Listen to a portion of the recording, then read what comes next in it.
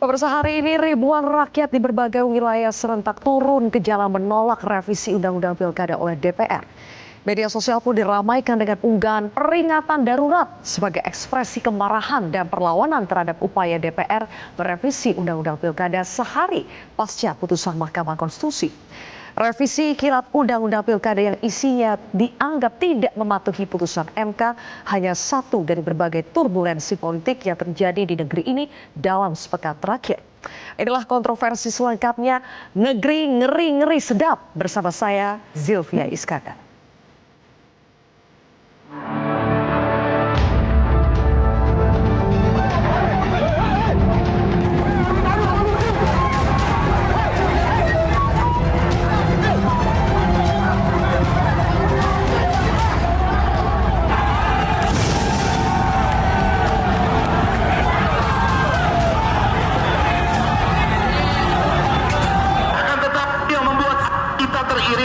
Mereka yang katanya para wakil rakyat justru pada hari ini mempertontonkan mengamputasi demokrasi.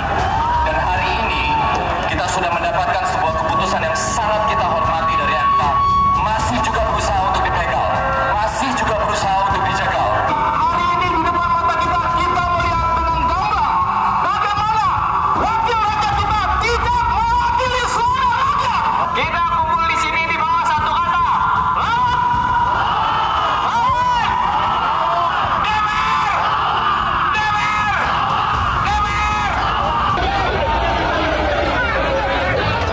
Kena lempar beberapa kali, itu resiko wakil rakyat. Saudara-saudara semuanya, terima kasih. Indonesia!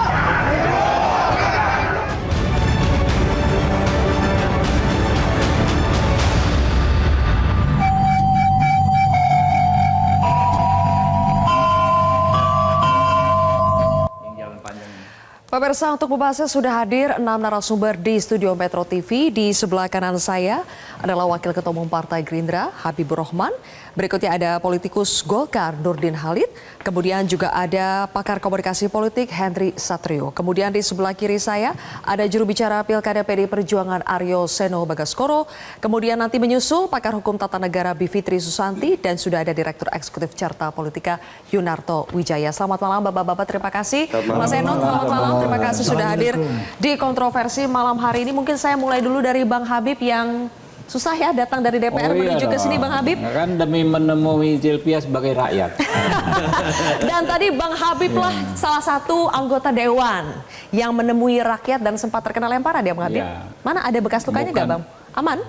Memang setiap ada demo di DPR, selagi saya ada di sekitar Senayan, memang saya yang bertugas untuk menemui. Mau demo kecil, demo besar banget ya resiko lah. Itu tugas Bang Habib ya? Resiko tugas. Oke. Dan hari ini Bang Habib, kami akan putarkan juga bagaimana pernyataan dari Sufmi Dasko Ahmad yang sudah mengumumkan bahwa revisi Undang-Undang Pilkada dibatalkan untuk hari ini dan setidaknya sampai pada saat pendaftaran pada tanggal 27 Agustus 2024. Kita simak pernyataan Sufmi Dasko Ahmad berikut ini. Kami tegaskan sekali lagi, karena kita patuh dan taat dan tunduk kepada aturan yang berlaku, bahwa pada saat pendaftaran nanti karena RUU Pilkada belum disahkan menjadi undang-undang, maka yang berlaku adalah hasil keputusan Mahkamah Konstitusi Judicial Review yang diajukan oleh Partai Buruh dan Partai Gelora. Oke, Bang Habib, jadi sudah fix ya sampai pendaftaran tanggal 27 Agustus setidaknya kita akan merujuk pada putusan MK yang terbaru. Ya. Pertanyaannya Bang Habib, kenapa berubah? Revisinya pertama mau dibikin kilat sehari, tapi hari ini berubah. Kenapa? Yang kilat bukan hanya revisi, yang di MK juga kilat dan diam-diam gitu kan. Tapi nggak apa-apa. Jadi namanya hukum itu kan kalau aksiologi hukum kita 8D, konstitusi, kepastian, keadilan, dan kemanfaatan. Jadi harus ada 3 hal tersebut. Kalau kita anggap adil, kita anggap pasti, tapi tidak bermanfaat karena menimbulkan kegaduhan, apalagi berpotensi menimbulkan seperti tadi ya, bisa sampai ada korban jiwa, ada bentrokan ya. Tentu kita harus antisipasi. Nah, sehingga kalau saya sampaikan perkembangan perkembangan pembahasan undang-undang ini ya seperti yang teman-teman saksikan, apa yang ditutupi, nggak ada sebetulnya. Ya kan, mulai rapat Bamus, kemudian rapat Raker, rapat Panja, rapat Timus Timsin ya. Timus Timsin itu tradisinya itu tertutup. Ya, karena kan kita hanya ngomong soal redaksi dan lain sebagainya. Lalu rapat pleno di tingkat pertama ya, Balek itu semua dilakukan terbuka dan teman-teman bisa live ya. Oke. Hasilnya seperti itu, tetapi namanya undang-undang itu pengesahannya itu kan di paripurna, ya kan? Ketika tadi paripurna, ya kita lihat memang tidak quorum, kan kita tidak bisa paksakan. Nah itulah. Tidak quorumnya itu kenapa, Bang? Apakah ada instruksi? Kita nggak tahu ya. Apa masing-masing anggota kan pasti punya alasan tadi ya untuk terjadinya quorum atau tidak quorum. Kebetulan mungkin ini kan di akhir masa jabatan ya, sebagian besar ada yang di dapil, ada yang mungkin sudah tidak beraktivitas lagi di DPR. Jadi bukan ada instruksi entah dari mana itu supaya tidak quorum, memang sengaja dibuat tidak quorum? Saya nggak tahu, kalau yang saya ketahui di Gerindra tidak ada. Oke, baik. Bang Habib, sekarang kita sudah kedatangan juga salah satu narasumber kita, pakar hukum tata negara. Mbak Bibip, silakan bergabung. Terima kasih. Oke. Mbak Bibip tampaknya susah juga mencari jalan ke sini ya? Iya, tadi saya juga dari DPR. Dari DPR juga, oke. Baik. Bukan saya yang lempar loh, Bang. Oke, hari ini untungnya sudah bisa ketawa-tawa ya malam ini ya. Kemarin sepertinya agak resah, betul tidak? Resah atau resah sekali? Merasa darurat juga ikutan posting pentingnya posisi kita darurat, Mbak Bibi? Iya, resah sekali dan saya ikut posting itu betul. Karena bagi saya ini soalnya bukan sekedar pilkada, maksudnya bukan sekedar si A nggak sampai maju atau si B harus maju, bahkan bukan sekedar pilkada. Tapi buat saya ini adalah bentuk bagaimana konstitusi sebenarnya sedang diacak-acak sebenarnya, karena seharusnya putusan Mahkamah Konstitusi itu diikuti, seharusnya sih langsung berlaku ya, tapi oke lah kalaupun mau membuat undang-undang harus sesuai dengan isi putusan itu. Nah kalau sekarang dibolak-balik seperti itu kan bagi kami itu adalah sebuah constitutional crisis gitu, krisis konstitusi yang membuat kita apalagi yang memandu jalannya negara ini kalau bukan konstitusi. Jadi karena itulah menurut saya memang kondisinya darurat supaya tinggal warga nih yang bertahan jadi penjaga konstitusi, karena nyatanya ada krisis konstitusi yang tengah berlangsung karena lembaga-lembaga negara justru tidak menghormati konstitusi. Oke. Dan hari ini apakah sudah bisa bernafas lega, Mas Hensat? Dari kemarin sih saya bernafas lega ya, karena tadi Bang Habib juga bilang, Mbak Habib juga udah bilang juga. Jadi saya juga memandangnya bukan tentang siapa bisa nyalon dan siapa nggak bisa nyalon gitu. Tapi kemudian MK seperti ingin mengembalikan nama baiknya pasca Pilpres lah kayak gitu. Jadi pada saat diumumkan oleh MK, saya bernapas lega. Kemudian pada saat RUU Pilkada itu dicoba dibuat di Balek, itu saya agak bernapas lega walaupun agak setengah-setengah. Ngos-ngosan dong itu. Iya, tapi sekarang akhirnya bernapas lega beneran. Sebenarnya begini ya. PKPU-nya belum ada, jangan lega dulu. Enggak, kalau itu kan kalau kita mengacu kepada waktu Pilpres kan jalan-jalan aja tuh, nggak usah pakai PKPU-an. Jadi artinya saya coba hanya ingin melihat konsistensi dari para penyelenggara negara. Sebetulnya ada pertanyaan besar sih Mbak Zilvia ke saya. Saya mau nanya ke Mbak Bibip boleh ya? Apa tuh? Ini kan ada gesekan antar lembaga negara. Cuma saya nggak ketemu kira-kira di konstitusi itu kalau ada lembaga negara bergesekan berbeda pendapat itu yang menengahinya itu siapa? Ini antara siapa dan siapa nih lembaga negaranya? Kan DPR dengan MK itu kan sama-sama lembaga negara gitu ya. Dan mungkin ada Raja Jawa juga, mungkin juga masuk di sana gitu. Yang tahu ketua umumnya dari Pak Nurdin, yang tahu nanti. ketua umum. Nanti baru ke Bang Nurdin ya. Nah itu maksud saya, siapa kira-kira gesekan-gesekan kalau terjadi antar lembaga negara yang menengahinya siapa? Supaya nanti ke depannya bila ada gesekan seperti ini lagi tidak berimbas kepada kepentingan kelompok tertentu, tapi memang langsung bisa ditangani oleh negara. Nah ini lembaga ini nggak ada. Dan menurut saya yang terjadi dengan Pilpres dan hari ini Pilkada, itu tuh karena kosongnya peran lembaga negara yang bisa menengahi itu. Masing-masing DPR dan MK itu kan sama-sama seperti punya kuasa. Yang satu saya yang membuat undang-undang. Yang satu lagi ya ini kan final and binding gitu. Sementara Henry Satrio lah gimana sih aslinya? Karena kan konstitusi harusnya bisa mencontoh jurisprudensi dari pilpres yang ada, tapi kenapa yang ini Ada berubah, tidak gitu? penengahnya atau jangan-jangan setiap ada seperti ini harus rakyat yang turun ke jalan, Mbak Bibip? Menurut UUD 45 ada sengketa kewenangan lembaga negara, tapi itu yang memutus adalah MK juga.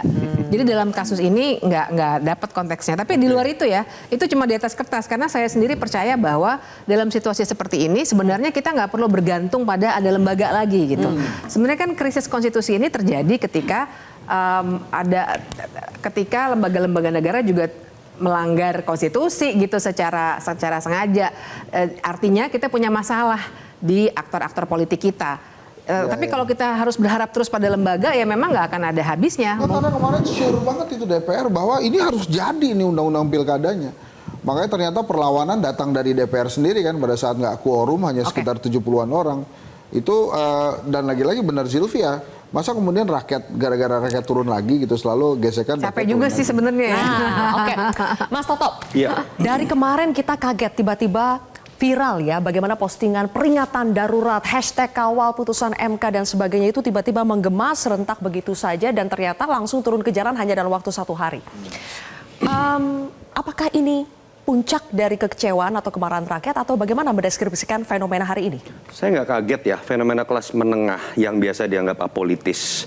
Tapi kemudian pada titik tertentu bisa dengan mudahnya terkonsolidasi. Tidak hanya berhenti pada jempol, tadi terbukti dalam 1 hari loh konsolidasi itu bisa muncul di lapangan tanpa komando. Itu bisa terlihat sekali ada yang datang di MK, datang di Senayan. Saya jadi tertarik dengan tadi orasinya salah satu komika, Abdur kalau saya nggak salah. Yang langsung mengeluarkan kalimat, kami datang ke sini karena kami dianggap tolol oleh yang dalam. Mohon maaf, saya harus mengutip kata-kata itu tolol begitu. Dan itu yang paling mengusik harga diri dari yang namanya segmen kelas menengah.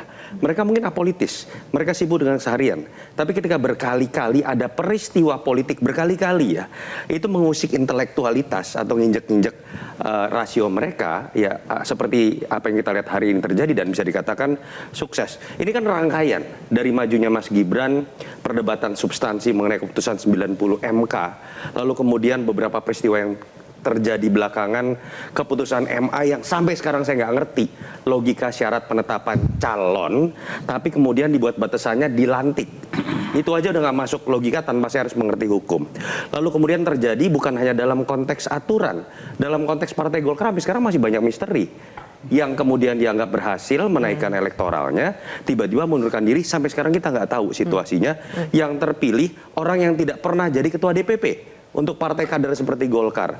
Keanehan lalu muncul juga kemarin pada situasi MK yang dengan mudahnya ketika memutuskan sesuatu, walaupun kontroversial secara substansi, siapapun yang menolak termasuk saya, akhirnya harus menghormati secara formil bahwa ketika Pilpres tetap harus berlaku sesuai dengan asas final dan mengikat tadi. Kok tiba-tiba ada perlakuan yang berbeda? Apakah kemudian memang negara ini harus diatur oleh selera kekuasaan, bahkan bisa mengubah sistem aturan dengan demikian mudah? Dan saya pikir puncaknya adalah apa yang kita lihat tadi dan ditambah sebuah situasi ketika ada hal yang sudah mengagetkan menyangkut Presiden Jokowi. Yang ketika Gibran orang kemudian bisa menggunakan justifikasi 58% mengamini keputusan yang kontroversial itu, kok tiba-tiba kayak remnya blong nih. Yang bungsu juga harus dimajukan melalui sesuatu yang tidak kalah kontroversinya. Makanya kalau tadi saya lihat siapa yang datang di MK, jangan dibilang itu Jokowi haters.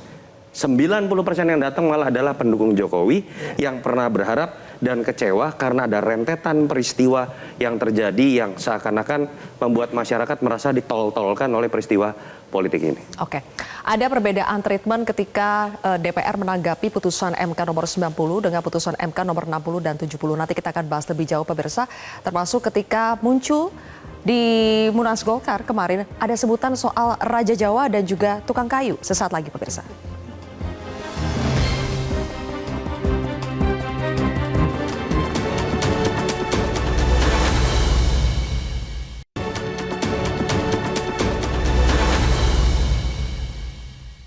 Soalnya Raja Jawa ini kalau kita main-main celaka kita. Saya mau kasih tahu aja, jangan coba-coba main-main di barang ini. Ini, waduh, ngeri-ngeri sedap barang ini, saya kasih tahu. Kita tahu semuanya, yang membuat keputusan itu adalah MK. Itu adalah wilayah yudikatif. Dan yang saat ini juga sedang dirapatkan di DPR itu adalah wilayah legislatif. Tapi tetap yang dibicarakan adalah si tukang kayu. Ada Raja Jawa dan tukang kayu di Munas Golkar kemarin. Bang Nurdin, gimana itu penjelasannya, hubungannya apa antara keduanya? Jadi kalau membaca judul ini tidak ada hubungannya dengan itu, statement itu ya. Bukan saya tidak menjawab ya.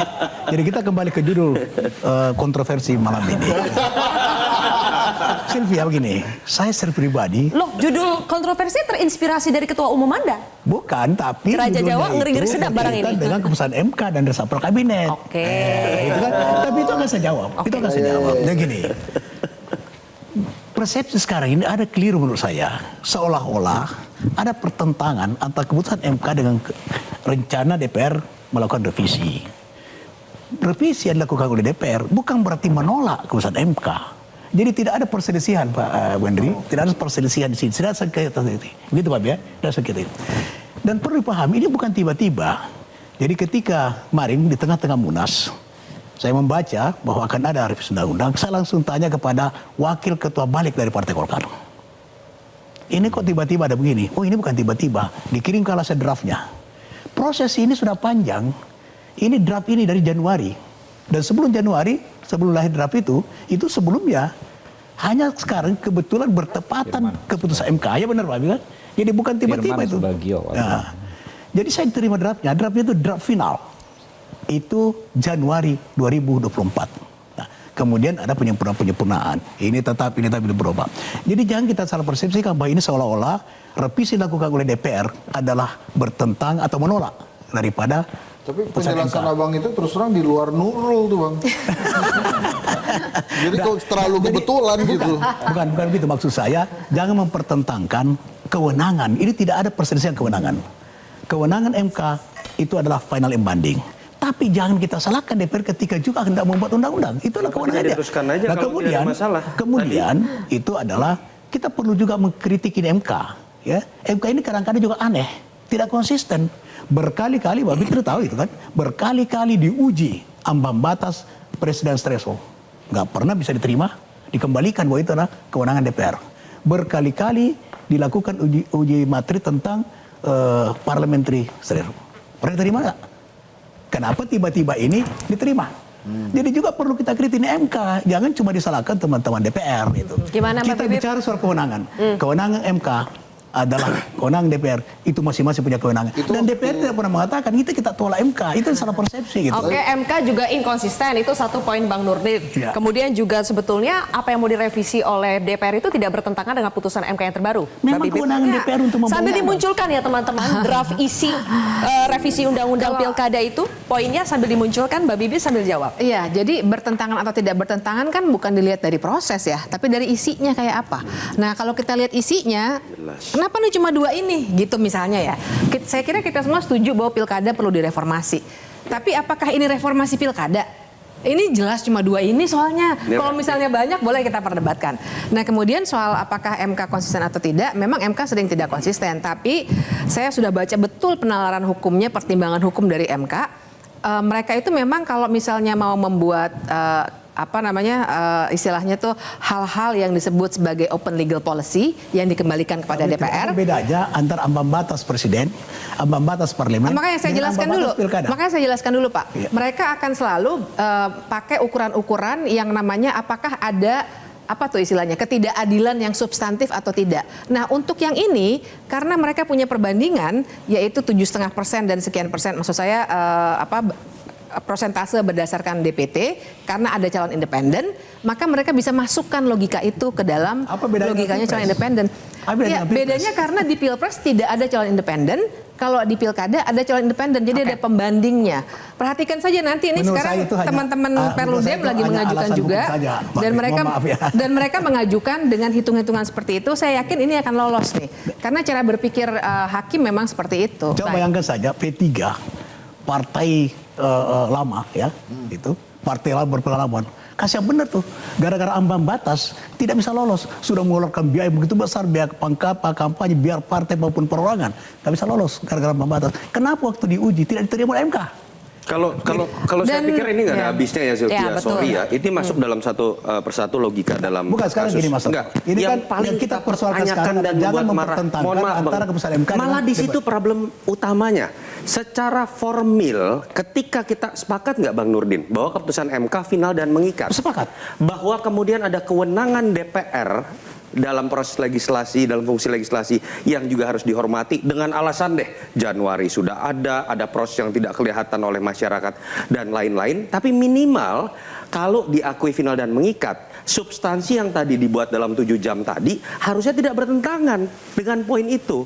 Ketika itu terjadi kan artinya itu tidak menghormati, bahkan tidak mengakui substansi dari final dan mengikat apa yang diputuskan MK, dan itu akan jadi preseden bahwa lembaga yudikatif dalam pengambilan keputusan yang bahkan sifatnya sudah tertinggi itu karena selera yang berbeda dan kemudian merasa bahwa mayoritas koalisinya bisa menang dalam pemilihan, dalam pemungutan suara, entah di balik ataupun di paripurna, kita bisa melakukan apapun. Itu yang paling berbahaya menurut saya. Oke, Bang Habib boleh ditanggapi dulu. Boleh ngomong? Ya. Oke. Jadi yang disebut final and binding, ya kan ya, keputusan yang berkekuatan hukum tetap itu hanya relevan kalau kita bicara lembaga yudikatif. Yudikatif dengan yudikatif. Misalnya ada perkara-perkara yang kekuatan final dan mengikatnya di pengadilan tinggi. Ada perkara-perkara dulu itu di Petun ya, di rezim peradilan tata usaha negara, finalnya itu di pengadilan tun. Jadi pengadilan di atasnya Mahkamah Agung tidak memiliki kewenangan untuk mengevaluasinya. Jadi kalau kita bicara dua institusi yang ada di dua alam yang berbeda, tidak relevan. Ini bukan dalam konteks DPR bukan sebagai lembaga banding terhadap putusan Mahkamah Konstitusi. Putusan Mahkamah Konstitusi dihormati, betul. Tapi DPR mengacu kepada, ya kemarin itu ya, teman-teman menyampaikan mengacu kepada Konstitusi Undang-Undang Dasar 45. Ya, bahwa DPR memiliki kewenangan menyusun undang-undang. Tapi kan putusan MK tentu. Jadi kita menerima semua pendapat, tentu. Tapi pendapat teman-teman sebagian besar ya seperti itu. Bahwa DPR adalah lembaga yang memiliki kewenangan membentuk undang-undang. Oke. Ya. Oke, terus bisa dipilih ya, Mbak Bibip. Kalau tadi kan kita lihat itu ada, boleh dimunculkan lagi isi draft revisi Undang-Undang Pilkada, poin di mana soal syarat usia calon kepala daerah. Akhirnya revisi Undang-Undang Pilkada itu berpegang pada putusan Mahkamah Agung yang ditetapkan pada saat pelantikan. Bisa memilih seperti itu ya, Mbak Bibip? Tidak bisa. Jadi begini dulu nih, saya harus tempatkannya begini. Salah. Nggak tepat nanti, bentar. Saya jelaskan situasi di ruang sidang kemarin di rapat. Ya. Di rapat panjang. Makanya teman-teman kan bisa mengetahuinya karena memang kami sangat terbuka. Live semua bisa ngikutin ya. Beda dengan MK, kita nggak tahu kapan rapatnya tuh. Ya. Jadi, ya, itu hanya pernyataan dari pimpinan rapat waktu itu. Seolah-olah memilih ini atau apa. Tidak ada kita memilih MK atau MA. Semua masing-masing hanya mengedepankan pendapatnya per fraksi masing-masing. Gitu kan? Mau jadi pendapat yang seperti ya, apa? Iya, pendapat gitu loh. Apakah akan membuat pasal yang bunyinya seperti ini?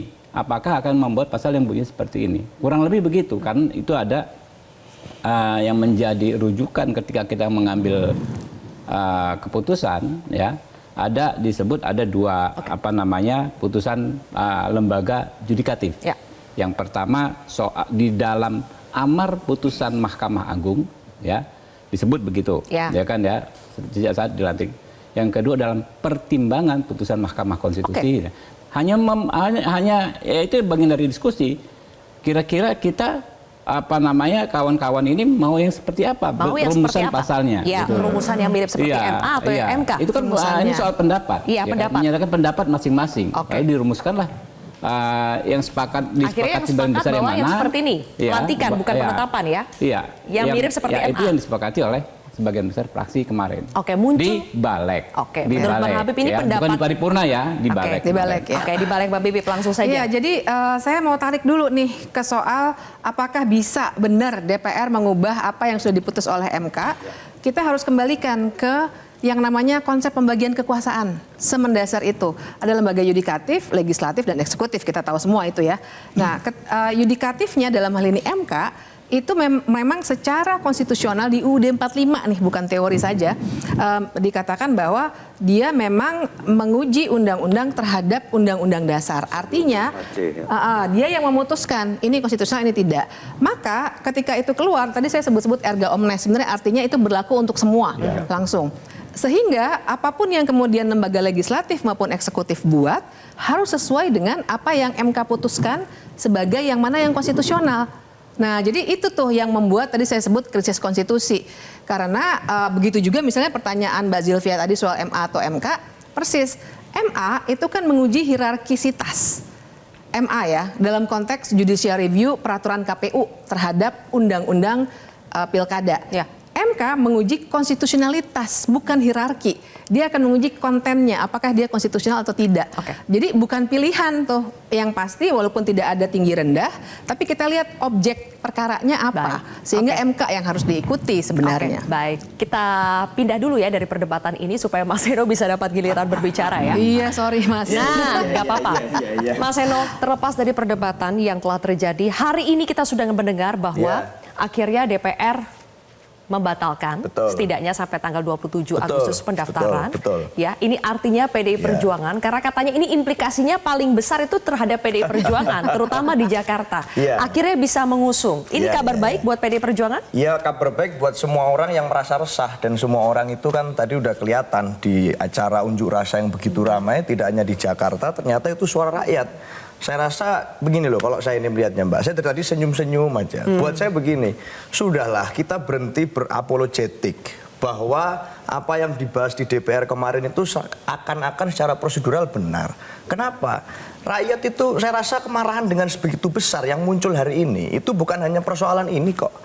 Tapi ada akumulasi persoalan-persoalan, kejanggalan demi kejanggalan yang dirasakan oleh masyarakat, kelas menengah terutama, terhadap peristiwa ini. Mas Eno, mohon maaf, sepertinya ada konferensi pers dari KPU, kita dengarkan dulu. Isu yang saat ini berkembang.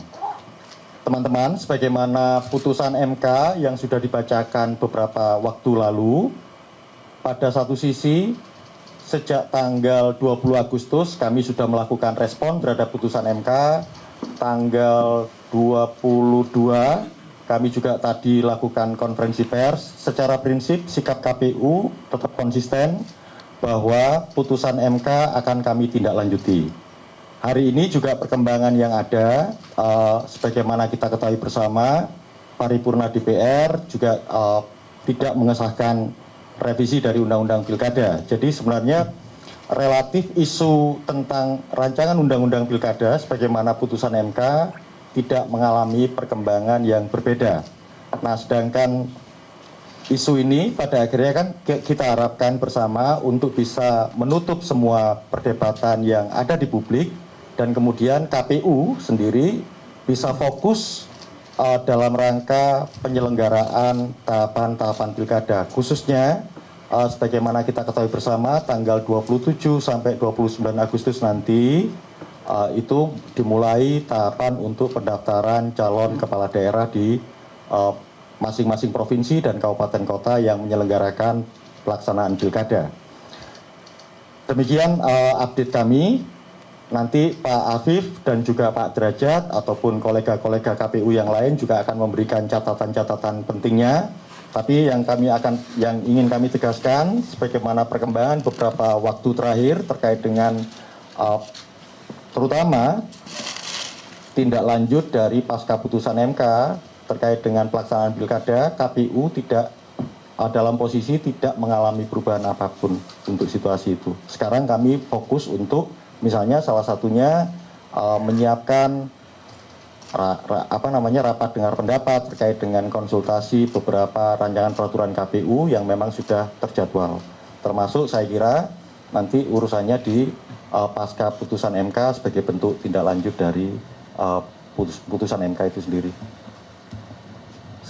Untuk itu saya serahkan ke Pak Muhammad Afifuddin, setelah itu kemudian teman-teman KPU. Terima kasih, silakan Mas. Terima kasih Mas Agus Melas. Assalamualaikum warahmatullahi wabarakatuh.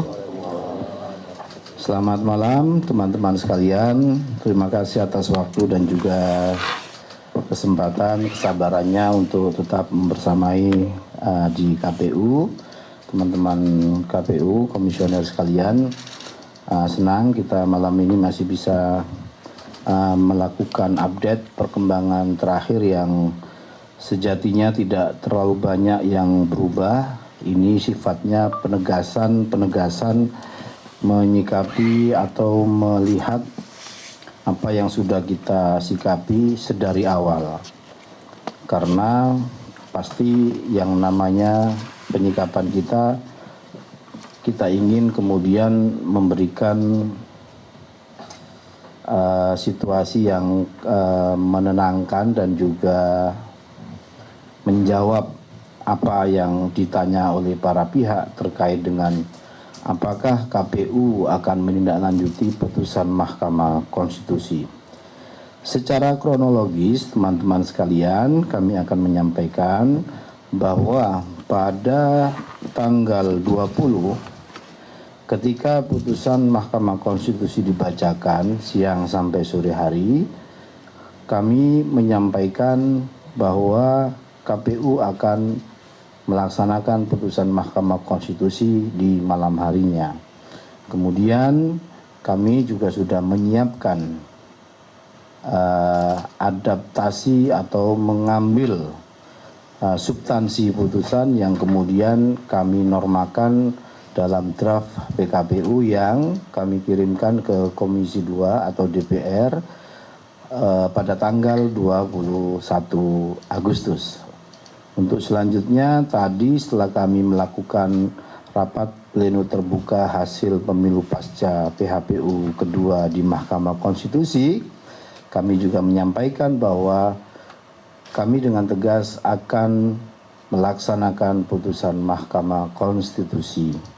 Adapun langkah-langkah lanjutan berkaitan dengan yang kita lakukan terkait dengan tindak lanjut putusan ini, kami melakukan langkah prosedur tertib prosedur, yaitu dengan melakukan konsultasi, dengan melakukan pembahasan di Komisi 2 atau di DPR. Kenapa? Karena kami juga pernah melakukan hal yang sama. Sekali lagi, karena dulu saat kita lakukan prosedur konsultasi dengan satu dan lain hal tidak bisa dilaksanakan, dan atas situasi itu kemudian kami dinyatakan melanggar dan dikasih sanksi peringatan keras, bahkan keras terakhir oleh Dewan Etik atau DKPP. Tentu belajar dari pengalaman, apa yang sudah kita lakukan dan dianggap tidak benar itu kita benahi, dan itulah yang membuat kami mengambil langkah-langkah putusan Mahkamah Konstitusi. Kami tidak lanjut langkah-langkah prosedural yang kami harus tempuh, kita akan lakukan. Yang pasti teman-teman sekalian, nanti pada tanggal 27 sampai 29 Agustus saat pendaftaran calon kepala daerah di seluruh daerah di Indonesia akan memedomani aturan-aturan atau PKPU yang juga di dalamnya sudah memasukkan materi-materi atau putusan Mahkamah Konstitusi terkait dengan yang diputuskan pada tanggal 20 Agustus kemarin. Dan selanjutnya juga kami ingin sampaikan beberapa putusan Mahkamah Konstitusi yang lain, misalnya terkait dengan pengaturan pembolehan kampanye di kampus. Kalau nggak salah itu juga pasti kita harus ikuti. Ya, kita perlakukan sama untuk kemudian kita akan segera adopsi, kita masukkan dalam pengaturan kampanye kita. Nah, lebih dari itu teman-teman sekalian, hari-hari ini atau 1-2 hari ini pasti kita akan melakukan langkah-langkah koordinasi komunikasi untuk menyegerakan pembahasan konsultasi dan seterusnya dengan Komisi 2 untuk segera, mumpung ada waktu sebelum waktu pendaftaran nanti tiba 27, semua pengaturan, semua PKPU sudah siap untuk kemudian diterapkan dalam proses penerimaan calon kepala daerah, pendaftaran calon kepala daerah di seluruh daerah di Indonesia. Itu sebagai penegasan dari kami di KPU. Semoga ini bisa difahami oleh semua pihak. Dan tentu perkembangan terakhir malam tadi juga menjadi semakin penegas untuk kami bahwa memang proses-proses ini akan tetap kami lakukan untuk kemudian proses memasukkan putusan Mahkamah Konstitusi dalam beberapa norma di PKPU pencalonan akan segera kita selesaikan. Meskipun draft juga sudah kita kirimkan ke Komisi 2 karena kita masih cuma 2 hari ini kan, jadi butuh waktu dan seterusnya. Itu teman-teman sekalian sebagai penegasan dari kami di KPU. Terima kasih. Baik, terima kasih Pak Ketua. Pak Idam, mau menambahkan sesuatu? Pak Derajat, Pak Parsa, Pak Sekjen. Baik, demikian teman-teman penegasan KPU terkait dengan perkembangan situasi terkini dalam rangka tindak lanjut pasca putusan MK sebagaimana kronologis peristiwa yang disampaikan oleh Pak Afif. Kalau dari sisi komitmen yang diambil KPU sejak pasca putusan MK itu dibacakan dan kemudian KPU merespon dalam bentuk sikap yang disampaikan melalui konferensi pers tanggal 20 Agustus dan kemudian tanggal 21 Agustus kami juga langsung mengajukan surat permintaan konsultasi kepada Komisi 2 dan kemudian tanggal 22 Agustus sore tadi kami juga menyampaikan posisi KPU juga dan termasuk kalau melihat perkembangan situasi sebagaimana disampaikan oleh pimpinan DPR terkait dengan revisi Undang-Undang Pilkada dan kemudian malam ini kami anggap penting untuk melakukan konferensi pers sebagai satu bentuk konklusi dari posisi lembaga KPU dalam rangka menyikapi perkembangan terakhir khususnya terkait dengan tindak lanjut pasca putusan MK.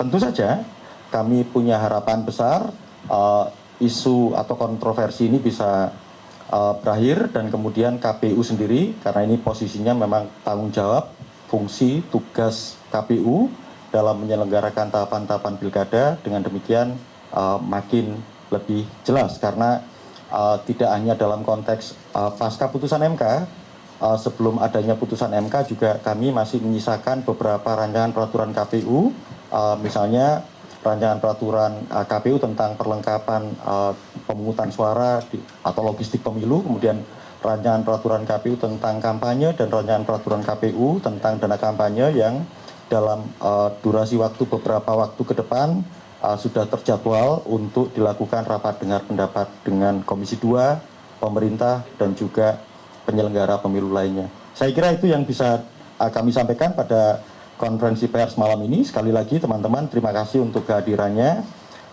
sekaligus kesabarannya tadi disampaikan oleh Pak Afif karena tetap membersamai kami dan saya tahu teman-teman sebagian mungkin sudah bertugas sejak tadi pagi sampai dengan malam ini juga masih tidak kenal lelah. Sekali lagi, kita bisa akhiri konferensi pers malam ini dari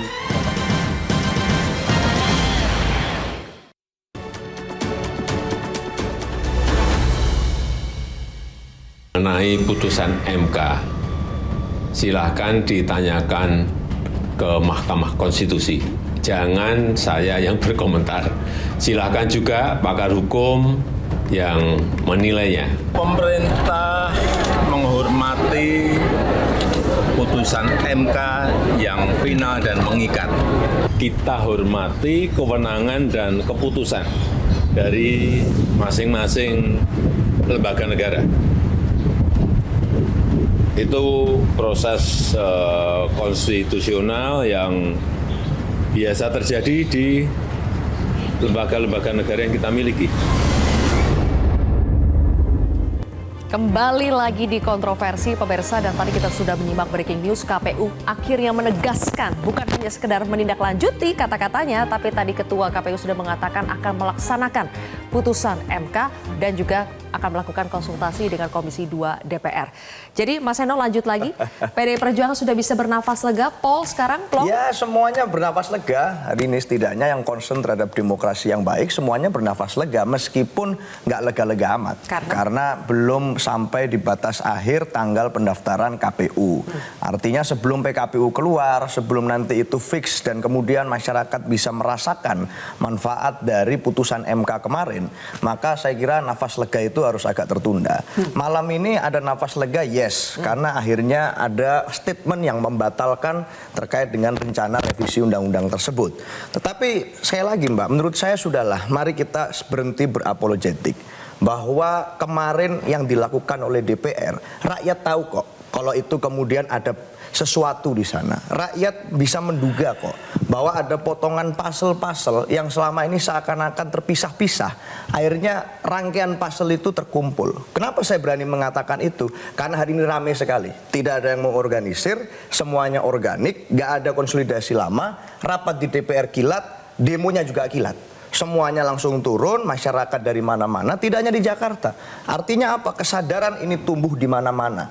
Rakyat bisa menangkap bahwa jangan-jangan ini ada pat-pat gulipat antara elit politik tertentu yang ingin menciptakan situasi semacam ini untuk agenda politik tertentu. Maka kenapa saya berani bilang begitu? Yang di demo DPR, tapi poster yang diangkat oleh masyarakat tentang Raja Jawa. Yang di demo DPR, yang diangkat poster masyarakat tentang keluarga Raja Jawa dan dinasti, UUD, ujung-ujungnya dinasti.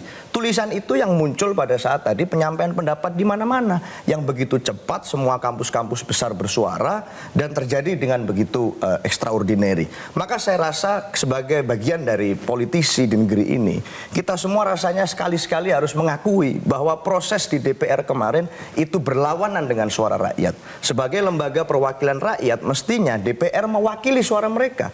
Faktanya hari ini mereka marah. Rakyat marah terhadap DPR, rakyat marah terhadap pat-pat gulipat, rakyat tidak mau kecolongan lagi, maka rakyat bersuara.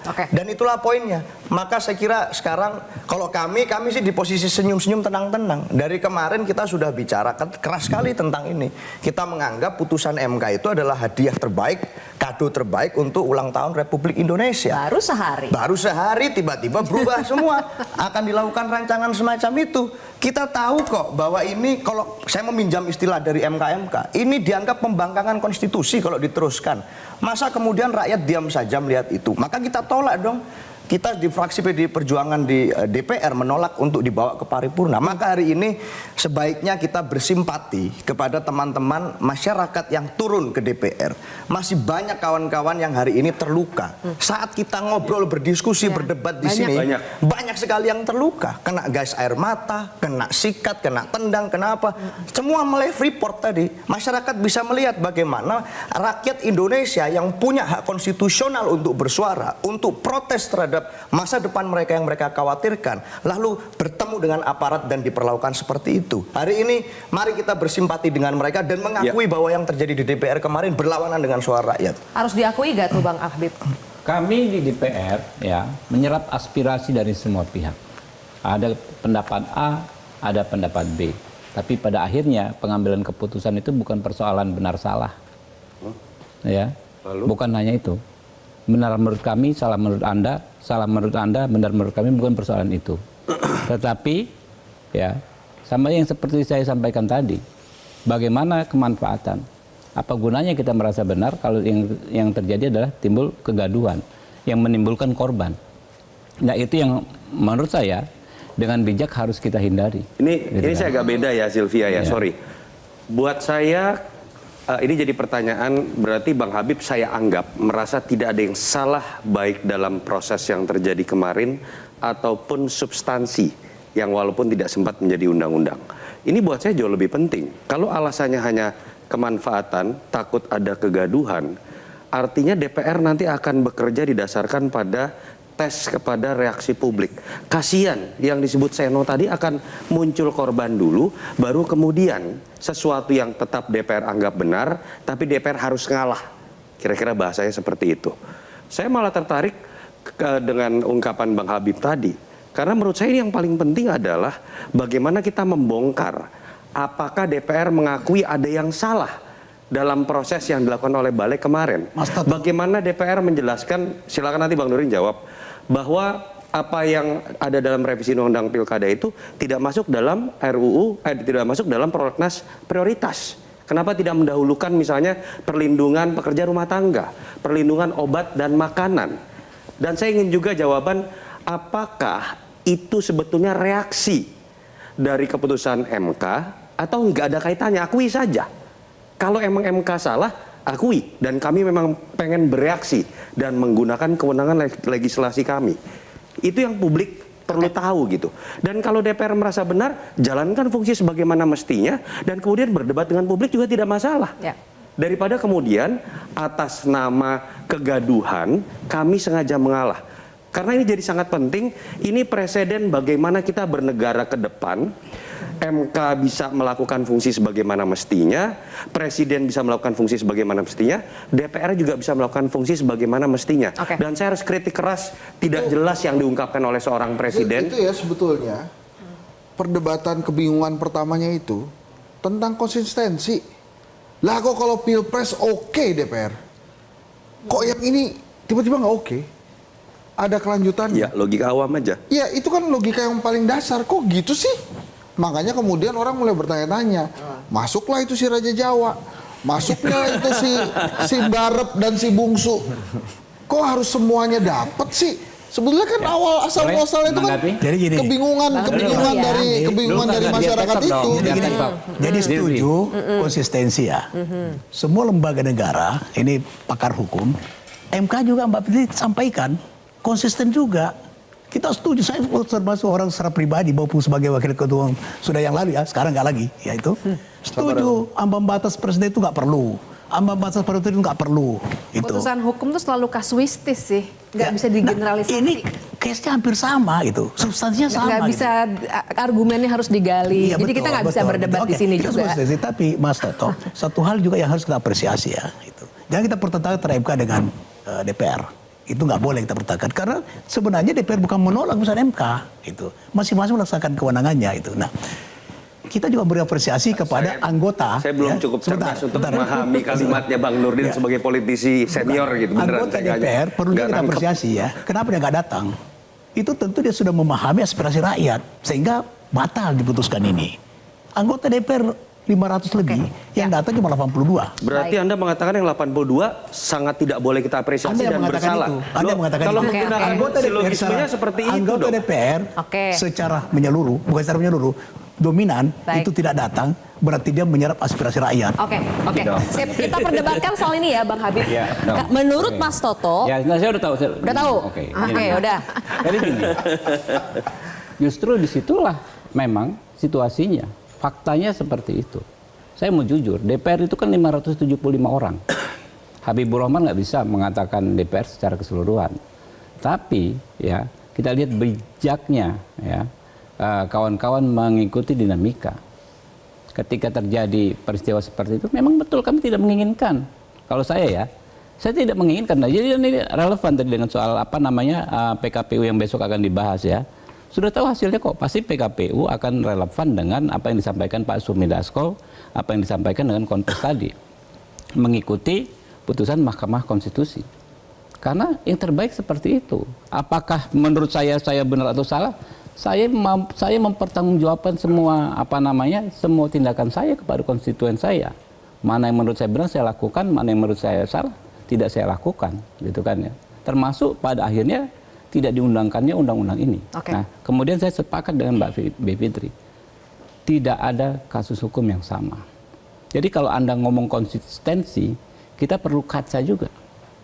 Orang yang dahulu, ya kan, mempersoalkan misalnya putusan MK 90, sekarang di posisi yang berbeda. Begitu juga orang yang waktu itu tidak mempertahankan putusan MK, sekarang ada di posisi yang berbeda.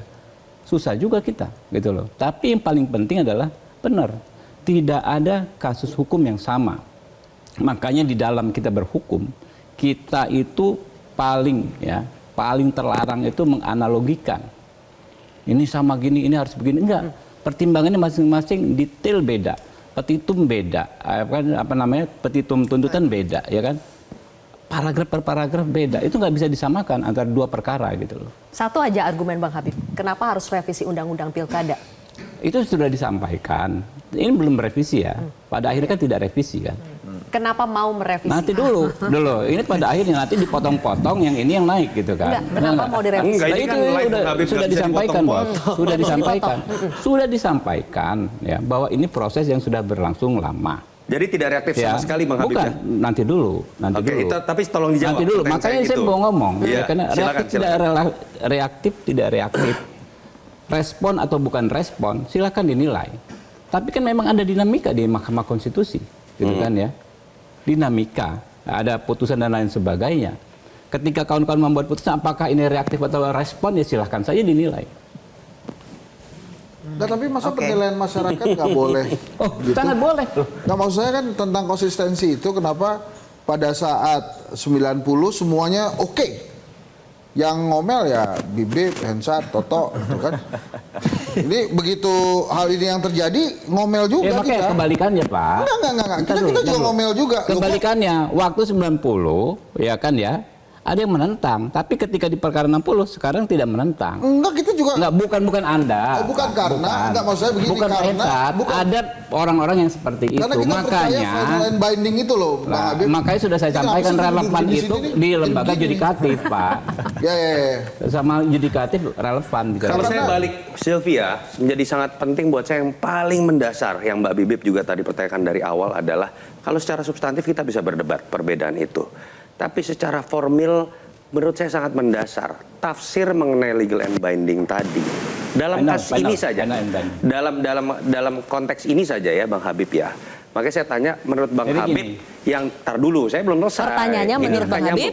Apakah menurut Bang Habib memang sudah tepat andai kata ada sebuah revisi undang-undang yang kalau jadi isinya berbeda dengan putusan MK yang kemarin keluar. Ini jadi sangat penting karena tafsir dari kepresidenan itu juga seperti itu. Ntar boleh. Jadi tadi ada kalimat dari Hasan Nasbi, menangkap tim nanti dulu jangan membaca otak saya dong. Kalau lebih tahu dari saya sendiri gitu kan, bahwa kemudian kalau undang-undangnya jadi, kami akan mengikuti DPR. Kalau itu yang memang akan dilakukan, artinya memang ada tafsir DPR dan Presiden yang sama dan berbeda dengan yang saya pahami dari para pakar tata negara, termasuk Mbak Bibip selama ini jelaskan. Itu menurut saya menjadi sangat mendasar untuk dikelirkan, sehingga kemudian kita ke depan bisa menghindari apa yang disebut dengan constitutional crisis yang itu sangat mendasar. Soal konsistensi barang menarik. Ya.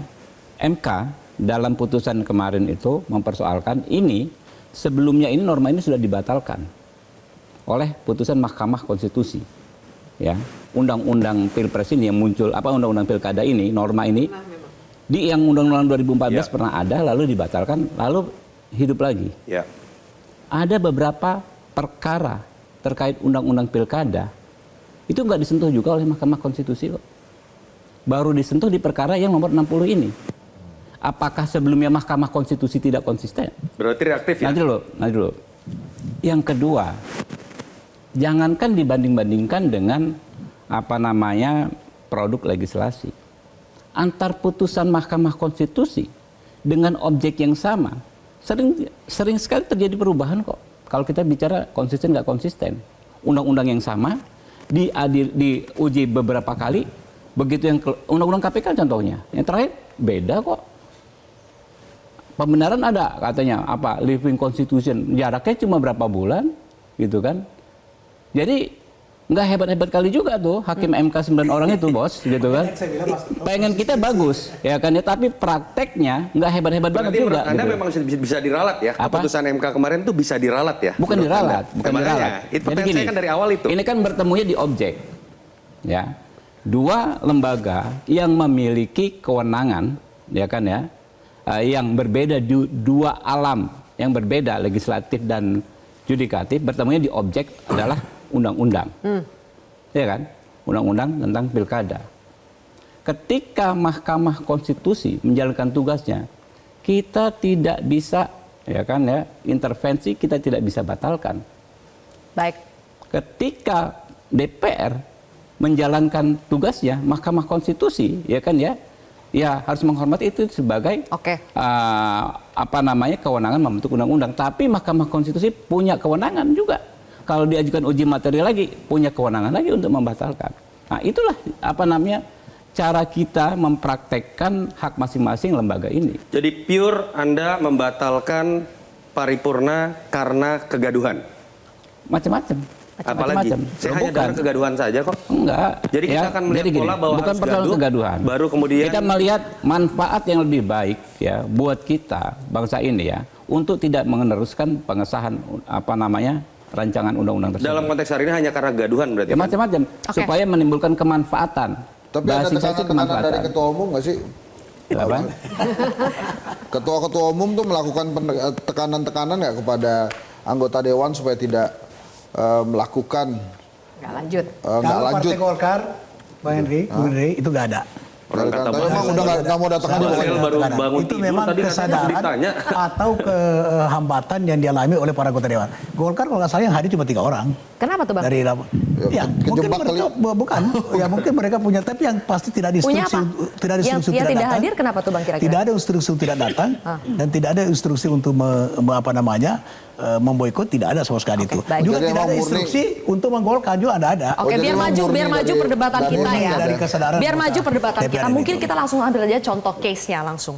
Banyak yang mengatakan bahwa salah satu implikasi terbesar dari putusan MK itu adalah tidak bisa majunya Kaisang sebagai cagup maupun cawagup. Apakah itu motif politik di balik DPR yang dianggap secara kilat oleh masyarakat merevisi undang-undang pilkada, mengubah ambang batasnya atau mengubah narasinya dari MK mengatakan pasca dihitung berdasarkan penetapan, sementara dari DPR ingin merevisi undang-undang pilkada menjadi tetap pada saat pelantikan dihitung usia 30-nya. Apakah ada motif politik demi Kaisang, Bang Habib? Sekarang kacamatanya kacamata partai nih, Bang Habib. Ya, sorry. Gimana tadi? Apakah revisi undang-undang pilkada motifnya itu adalah supaya Kaisang tetap bisa maju sebagai cagup atau cawagup? Undang-undang itu kan erga omnes lah. Ya. Erga omnes mengikat untuk semua. Jadi tentu tidak ada motif untuk orang per orang. Kebetulan aja. Kebetulan saja. Kebetulan aja ya. Kaisang jadi bisa. Oke. Kalimatnya selalu seperti itu. Mas Eno, tidak ada motif untuk orang per orang, tidak ada demi Kaisang. Ya tapi kan kalau rakyat mengatakan yang berbeda, artinya kan yang Bang mendapat Habib bisa bilang rakyat yang mana ini? yang tadi itu lempar-lemparan di DPR, yang artinya rakyat menangkap bahwa ada something wrong, bahwa yang mendapat manfaat dari undang-undang tersebut jika memang disahkan adalah orang-orang tertentu, dan itu tidak semua orang bisa merasakan itu. Selama ini dikatakan, oh ini artinya membuka ruang lebih luas bagi anak-anak muda untuk bisa maju. Anak-anak muda yang mana? Itu aturan tidak menghapus threshold usia kok, tetap 30 tahun. Cuman masalah pendaftaran dan Beda bulan penetapan, aja. beda bulan. Jadi nggak ada orang lain, itu nggak, idealisme semacam itu nggak cocok kalau untuk digunakan sebagai argumentasi di dalam pembelaan atas upaya tersebut. Jadi buat saya nggak masuk akal aja kalau itu kemudian kita mempersalahkan rakyat yang tadi marah itu dengan mengatakan bahwa ini bukan untuk orang per orang. Jadi buat saya saya pilkada itu harus dikembalikan ke kitohnya, ke rohnya. Rohnya ini punya rakyat. Bukan sekedar punya elit politik, bukan sekedar konsensus elit politik. Kita bisa berdebat panjang tentang ini semua. Tapi kenapa kita sampai pada malam hari ini? Karena subjek dari persoalan yang kita perdebatkan itu, yaitu rakyat itu sendiri, merasa kedaulatannya di pemilu itu diganggu. Dengan upaya-upaya yang kalau Mbak Bivitri dirty vote, ini belum vote sudah dirty. Jadi itu yang kemudian rakyat merasa marah. Nah, kalau saya merasakan selama ini, kalau makanya dari tadi saya diem aja, saya senyum-senyum aja. Karena buat saya, PDI Perjuangan, partai saya konsisten. Dari kemarin kita menolak itu, hari ini kami mengumumkan 169 daerah langsung dengan menggunakan rujukan putusan MK yang kemarin. Jadi kami taat konstitusi, mau KPU mengeluarkan PKPU atau belum, kami sudah keluarkan itu. Jadi buat kami yang betul adalah kita ikut dengan aturan mainnya, rule of the game, karena rule of the game itu yang membuat rakyat bisa memutuskan dia akan protes atau tidak, dia akan membangkang atau tidak, dia akan marah atau tidak. Kalau kita juga sepakat pada rule of the game, dan itu udah jelas rule of the game-nya. Kalau dari saya begitu, Mbak Kemarin Sylvie. dalam rencana revisi Undang-Undang Pilkada, itu salah satu poinnya adalah ambang batas. Betul. Yang 7,5% untuk Jakarta itu hanya berlaku untuk partai non-parlemen. Kalau partai parlemen seperti PDI Perjuangan tetap 20%. Ditanggapi nanti, usai jeda pemirsa, kontroversi kembali sesaat lagi.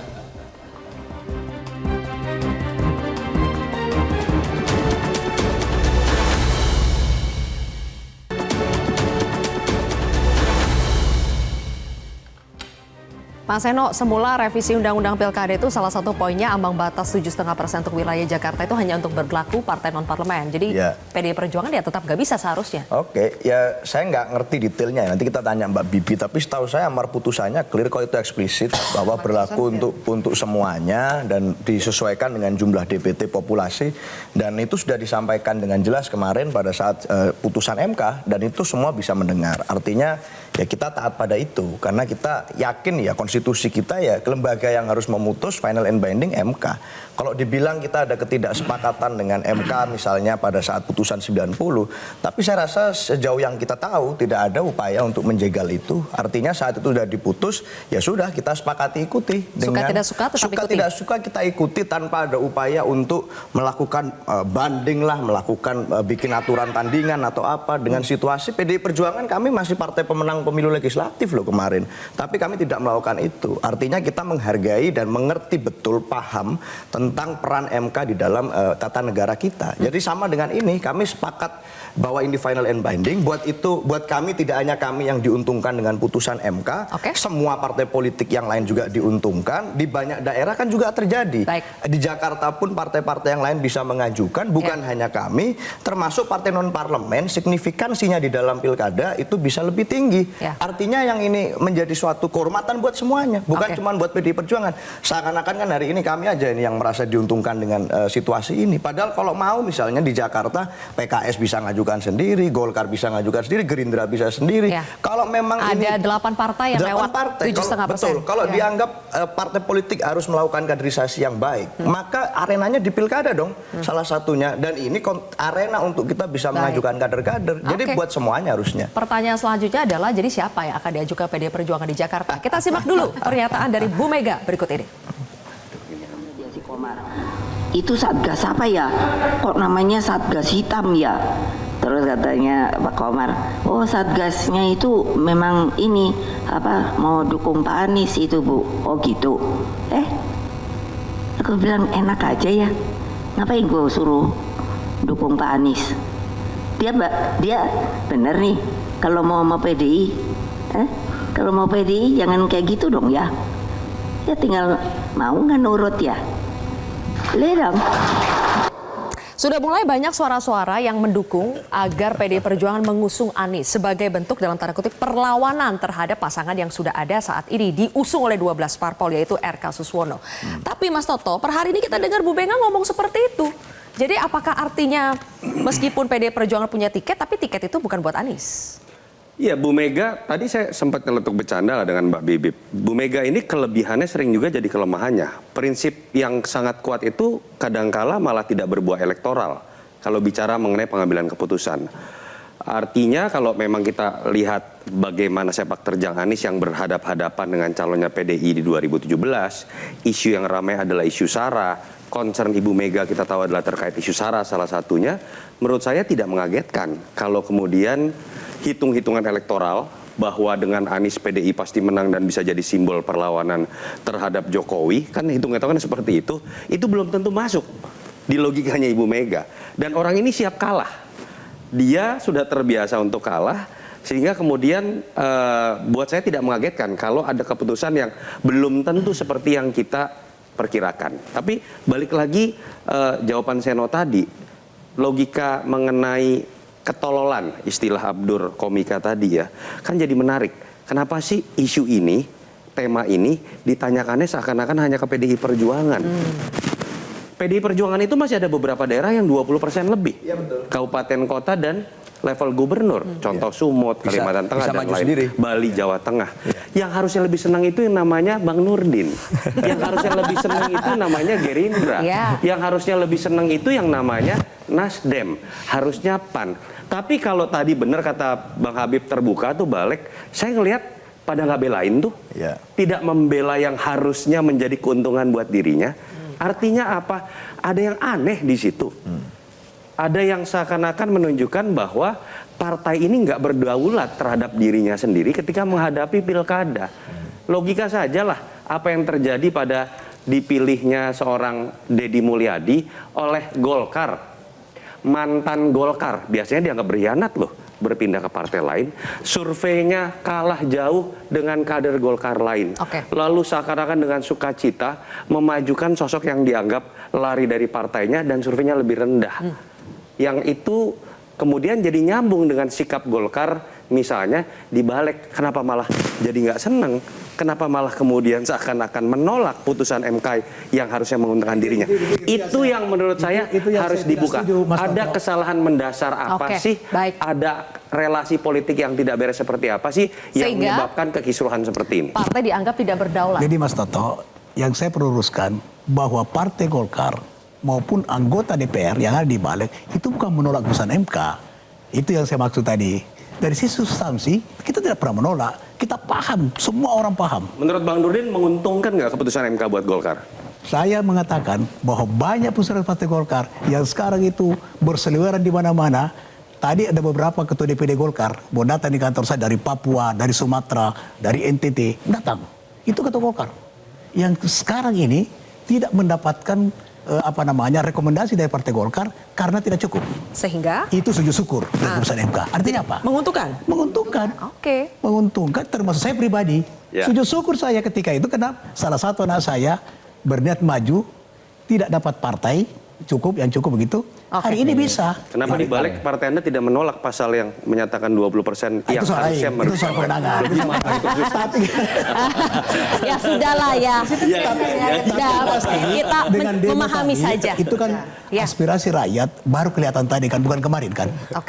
Partai Golkar bersama seluruh anggota fraksi memberi apresiasi yang sangat tinggi. Oleh karena itu, Partai Golkar bertekad tidak akan melanjutkan. Sekalipun tadi putusannya itu kalau nggak salah ditunda ya. Partai Golkar mengambil sikap tidak akan melanjutkan revisi ini. Tiba-tiba jadi pahlawan. Saya paham juga tuh kenapa. Sekarang saya jadi paham kenapa yang datang tadi pagi dikit. 3 dari Golkar. Karena ternyata lebih banyak yang memahami bahwa ini bagus nih. Jadi pura-pura nurut sama yang mengatur kira-kira gitu ya. Jangan-jangan mereka juga bete tuh sama anggota-anggota yang bergabung di balik nih, ngapain sih nih orang-orang ini? Jadi pada terpaksakah kemarin, Bang Nurdin? Bukan soal terpaksa tidak terpaksa. Ini putusan hukum. Saya setuju, ini putusan banding.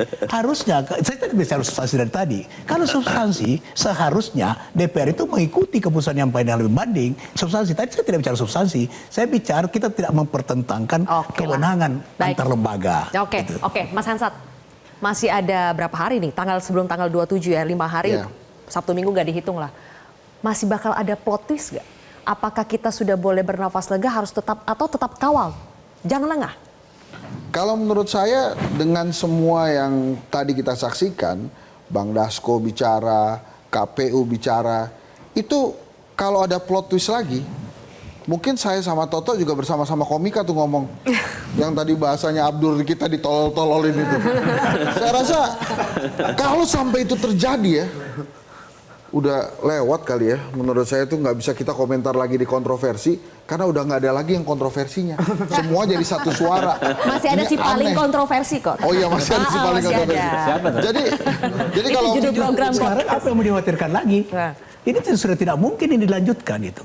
Dari sisi ini beliau lebih tahu ini ya. Dari sisi waktu prosedural nggak mungkin. Jadi hari paripurna itu Selasa dan Kamis. Oke. Nah, Jadi case close ya, Bang Habib ya. Yang tadi udah disampaikan yang jelas tadi Oke, sudah tidak mungkin itu. Baik, Nah, kalau semuanya merasa lebih banyak anggota dewan yang diuntungkan dengan adanya keputusan MK ini, makanya tadi pagi sedikit yang datang, ini menurut saya sih nggak mungkin ada plot twist lagi kecuali ada yang nekat. Oke. Dan kenekatan itu cuma bisa terjadi bila kekuasaannya absolut di satu orang.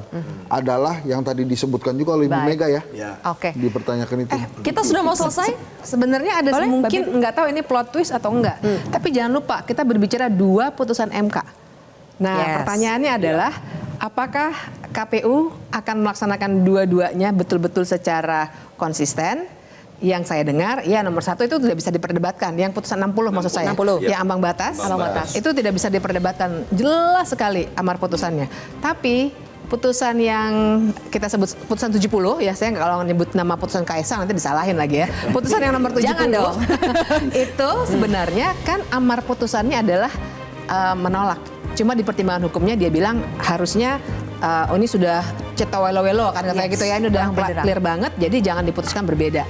Dugaan saya adalah seperti harapan banyak partai mungkin putusan 60 akan dilaksanakan secara konsisten oleh KPU, tapi saya masih punya tanda tanya besar pada putusan 70. Wah, gawat Pusero. Iya. Mana lebih tinggi? Putusan 60 apa putusan 70? Oh nggak ada. Nggak Kalau ada. di antara 2 putusan nggak ada. Tidak ada, hierarki. tidak ada. Masalah Bu Mega tadi boleh saya tanggapi dikit nggak? Masalah Mas Sedikit Anies. saja. Ya dikit ya. Ya. Jadi itu bukan menutup peluang Mas Anies sepenuhnya. Kita tunggu tanggal mainnya. Bu Mega kan bilang bahwa kalau mau bersama PDI Perjuangan bisa nurut nggak? Nurut itu artinya apa? Nurut nggak sama ideologi partai? Nurut nggak sama platformnya? Minimal datang lah ya soal gitu Datang kan. ngobrol bisa nggak? Jangan dipaksa-paksa dong partai kami dengan datangkan orang untuk memaksa mendukung segala Baik. macam. Kalau cocok platformnya, why not? Jadi itu masih terbuka, tunggu tanggal mainnya. Belum, tunggu tanggal mainnya, ada tunggu juga, ada plot twist lagi gak ya? Oke, kita tunggu ya. Idenya Bibip itu anggapnya jangan didengerin ya. Terima kasih. KPU ya, Terima jangan kasih dengerin ya. sudah hadir di kontroversi Bapak-bapak, Mbak Bibip. Pemirsa, kita sampaikan lagi sekali lagi kepada yang terhormat, wakil rakyat dan pemerintah. Jangan biarkan negeri ini hancur hanya karena rakus kekuasaan. Jangan matikan hati nurani dan ingat, tuanmu adalah rakyat. Kontroversi, selesai. Sampai di sini, saya Zilvia Iskandar pamit undur diri. Sampai jumpa.